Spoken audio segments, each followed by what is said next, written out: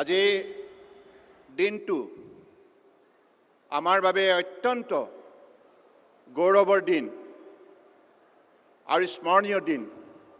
কাৰণ আজি অসমৰ ৰাইজৰ বাবে, উত্তৰ পূৰ্বাঞ্চলৰ ৰাইজৰ বাবে দেশৰ মাননীয় প্ৰধানমন্ত্ৰী নৰেন্দ্ৰ মোদী ডাঙৰীয়াই আজি এই নামৰূপলৈ আহি আমাৰ নামৰূপ চতুৰ্থ সাৰ কাৰখানা আধাৰশিলা স্থাপন কৰিবৰ বাবে তেখেতে যি মহৎ পদক্ষেপ লৈছে, তাৰ বাবে মই প্ৰথমতে সমগ্ৰ মোৰ ডিব্ৰুগড় লোকসভা সমষ্টিৰ ৰাইজৰ হৈ, অসমৰ ৰাইজৰ হৈ, উত্তৰ পূৰ্বাঞ্চলৰ ৰাইজৰ হৈ মাননীয় প্ৰধানমন্ত্ৰী ডাঙৰীয়াক আন্তৰিকতাৰে শ্ৰদ্ধা সহকাৰে কৃতজ্ঞতা জ্ঞাপন কৰিছোঁ। আমি সকলোৱে জানো, আমাৰ দেশৰ সৰ্বাতোতকৈ মৰমৰ আৰু প্ৰিয় নেতাজনে হৈছে নৰেন্দ্ৰ মোদী ডাঙৰীয়া। বৰ্তমান বিশ্বৰ বুকুত সৰ্বাতোতকৈ লোকপ্ৰিয় নেতা হিচাপে পৰিগণিত হৈছে। তেখেতৰ শক্তিশালী পদক্ষেপৰ যোগেদি আজি ভাৰতবৰ্ষক বিশ্বৰ বুকুত অন্যতম শক্তিশালী ৰাষ্ট্ৰ হিচাপে প্ৰতিষ্ঠা কৰাৰ ক্ষেত্ৰত সফলতা অৰ্জন কৰিছে। পৰম শ্ৰদ্ধাৰ মাননীয় প্ৰধানমন্ত্ৰী নৰেন্দ্ৰ মোদী ডাঙৰীয়া, অসমৰ ৰাজ্যপাল লক্ষ্মণ প্ৰসাদ আচাৰ্য ডাঙৰীয়া, অসমৰ মাননীয় জনপ্ৰিয় মুখ্যমন্ত্ৰী শ্ৰদ্ধেয় ডক্টৰ হিমন্ত বিশ্ব শৰ্মা ডাঙৰীয়া,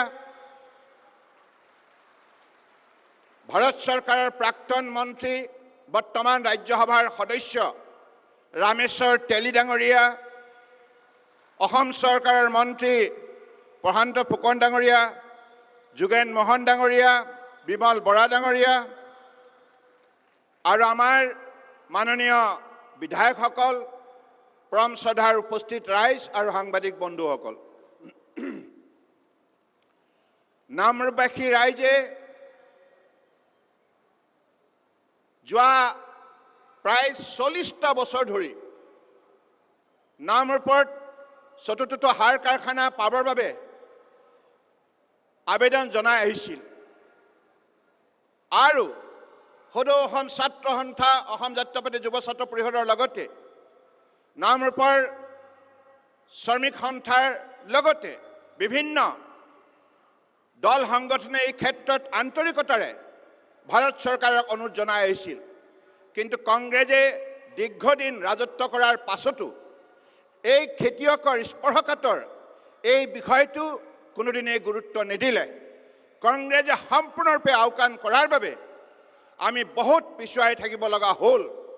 কিন্তু বৰ্তমান প্ৰধানমন্ত্ৰী নৰেন্দ্ৰ মোদী ডাঙৰীয়াই আন্তৰিকতাৰে অসম তথা উত্তৰ পূৰ্বাঞ্চলৰ খেতিয়কৰ ৰজা কথা আন্তৰিকতাৰে উপলব্ধি কৰি আজি তেখেতে নিজেই 10,000 কোটি টকা ব্যয় কৰি চতুৰ্থটো আজি নামৰূপ সাৰ কাৰখানা নিৰ্মাণৰ আধাৰশিলা কৰিবলৈ আহিছে। ইয়াতকৈ আৰু আমাৰ খেতিয়ক ৰাইজৰ বাবে কি ডাঙৰ কথা হ'ব পাৰে কওকচোন ৰাইজ, হয়নে নহয়?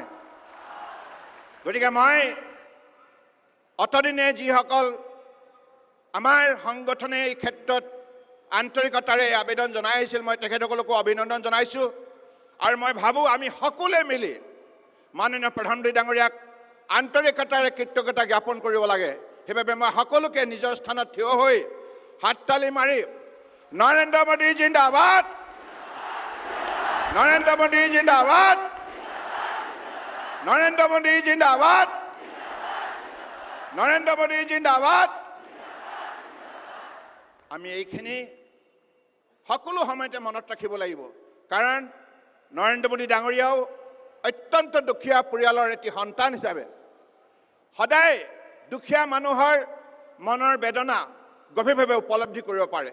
আৰু সেই উপলব্ধিৰে যোৱা 11 বছৰে ভাৰতবৰ্ষক আমাৰ শ্ৰমিক আৰু খেতিয়কৰ সকলো শ্ৰেণীৰ ৰাইজৰ উন্নয়নৰ বাবে নিৰন্তৰ যিবিলাক তেখেতে প্ৰচেষ্টা হাতত ল'লে আজি ফলপ্ৰসূ হ'ল, যাৰ ফলত আজি ভাৰতবৰ্ষৰ প্ৰতিগৰাকী নাগৰিকে সন্মান সহকাৰে জীৱন যাত্ৰা আগুৱাই নিবলৈ সক্ষম হ'ল।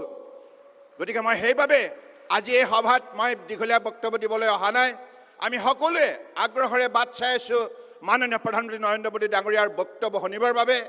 মই পুনৰবাৰ নামৰূপবাসীক ধন্যবাদ জনাইছোঁ আৰু আগন্তুক দিনত এই চতুৰ্থ যিটো প্লাণ্ট নিৰ্মাণৰ ক্ষেত্ৰত যাতে আপোনালোকে সকলোৱে আন্তৰিকতাৰে যাতে সহযোগিতা আগবঢ়াব পাৰে তাৰ বাবে আবেদন জনাইছোঁ। আৰু ইয়াৰ উৎপাদনৰ ফলত কেৱল উত্তৰ পূৰ্বাঞ্চলৰ বজাৰে যে এই সাৰ কাৰখানাই দখল কৰিব এনে নহয়, এই ইউৰিয়াই আমাৰ চুবুৰীয়া ৰাষ্ট্ৰত বিদেশতো বজাৰ সৃষ্টি কৰিব, যাৰ ফলত লাখ লাখ প্ৰত্যক্ষ আৰু পৰোক্ষভাৱে আমাৰ নিবনুৱা সংস্থাপন পাব। আৰু সেইবাবে সেই লক্ষ্যৰে এই সাৰ কাৰখানা নিৰ্মাণৰ বাবে পদক্ষেপ গ্ৰহণ কৰা হৈছে। আৰু লগতে এই মুহূৰ্তত মই এই কথাটোও ক'ম, মই স্থানীয় সাংসদ হিচাপে গৌৰৱান্বিত, কাৰণ মোৰ এতিয়াও মনত আছে 2006 চনত যেতিয়া UPA গভৰ্ণমেণ্ট আছিল, ডক্টৰ মনমোহন সিং ডাঙৰীয়া অসমৰ প্ৰতিনিধি হিচাপে তেখেতে প্ৰধানমন্ত্ৰীৰ দায়িত্বত আছিল। আৰু সেই সময়তো তেখেতসকলে প্ৰতিশ্ৰুতি দিছিল যে এই সাৰ কাৰখানা তেখেতসকলে নিৰ্মাণ কৰিব, কিন্তু কংগ্ৰেছে সম্পূৰ্ণৰূপে আওকাণ কৰিলে। গতিকে এই কংগ্ৰেছক আপোনালোকে কেতিয়াও পাহৰি নাযাব। এই কংগ্ৰেছে যেনেধৰণে প্ৰতাৰণা কৰিলে অসমৰ খেতিয়কক, উত্তৰ পূৰ্বাঞ্চলৰ খেতিয়কক, ইয়াৰ বাবে আপোনালোকে তেখেতসকলক এশেকনি দিবই লাগিব। দিবনে নাই? দিবনে নাই? গতিকে আজি এই শুভক্ষণত অসম চৰকাৰৰ মাননীয় মুখ্যমন্ত্ৰী ডক্টৰ হিমন্ত বিশ্ব শৰ্মা ডাঙৰীয়াক মই ধন্যবাদ জনাইছোঁ, কাৰণ অসম চৰকাৰো এই উদ্যোগটো নিৰ্মাণৰ ক্ষেত্ৰত যিখিনি তৎপৰতা দেখুৱালে তাৰ বাবে নিশ্চিতভাৱে আমি সকলোৱে তেখেতক ধন্যবাদ দিব লাগিব। এইখিনি কথাকে কৈ মই সমবেত সমূহ ৰাইজলৈ কৌটি কৌটি প্ৰণিপাত যাচি পুনৰবাৰ মাননীয় প্ৰধানমন্ত্ৰী নৰেন্দ্ৰ মোদী ডাঙৰীয়ালৈ আন্তৰিকতাৰে শ্ৰদ্ধা আৰু কৃতজ্ঞতা জ্ঞাপন কৰি ধন্যবাদ জনাই মোৰ বক্তব্য সামৰিলোঁ। ধন্যবাদ। জয় আই অসম। ভাৰত মাতা কি, ভাৰত মাতা কি।